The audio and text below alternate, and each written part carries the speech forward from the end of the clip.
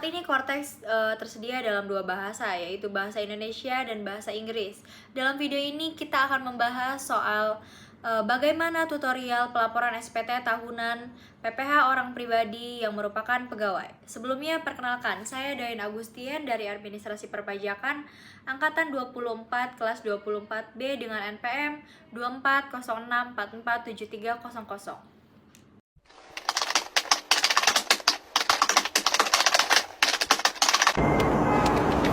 Pertama-tama, kita login pada aplikasi Cortex, input NPWP dengan 16 angka, lalu masukkan sandi, captcha, dan login. Kita akses bagian surat pemberitahuan SPT.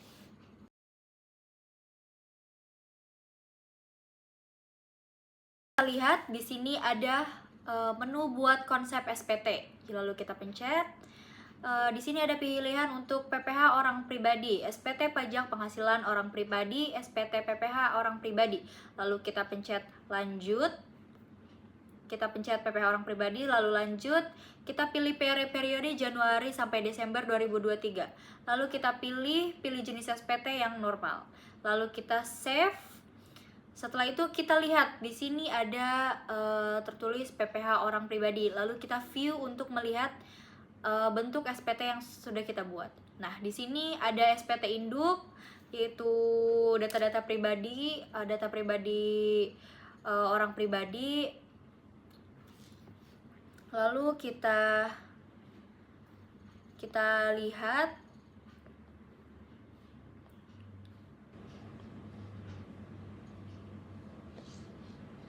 lihat di sini ada identitas wajib pajak, yaitu identitas orang pribadi. Lalu kita masukkan, karena ini SPT simulator, jadi kita tidak bisa mengubah apa-apa, kita hanya bisa melihat, dan ini salah satu contohnya ya. Lalu ikhtisar penghasilan neto. Apakah Anda menerima penghasilan dalam negeri dari pekerjaan? Jika tidak, ya tidak.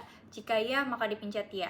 Di sini tidak bisa dipencet karena bukan yang SPT asli. Lalu kita hitung semuanya, kita baca semuanya sampai bawah. Kita isi orang pribadinya. Lalu kita simpan konsep. Lalu kita lihat. Lalu kita bayar dan lapor. Kita close, lalu kita baca deposit balance transfer. Lalu kita save dan kita confirm sign.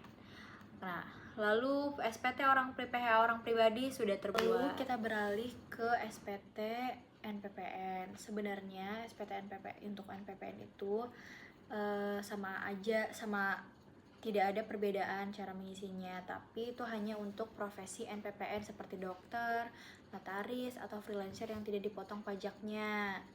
Yaitu kita mulai dengan seperti awal tadi, kita masukin identitasnya segala macam.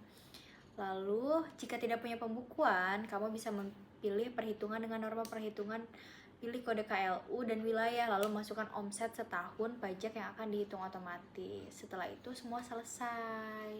Nanti di dalam kolom itu ada untuk pekerjaan yang tidak tetap. Lalu kita next ke yang UMKM, yaitu sama saja masukkan omset bulanan ke satu persatu. Sistem akan otomatis mengalihkan tarif dengan 0,5% dengan ketentuan. Setelah semua diisi, kamu bisa lihat total pajak yang harus disetor. Jangan lupa cocokkan dengan bukti setor kalau sudah pernah bayar. Terima kasih.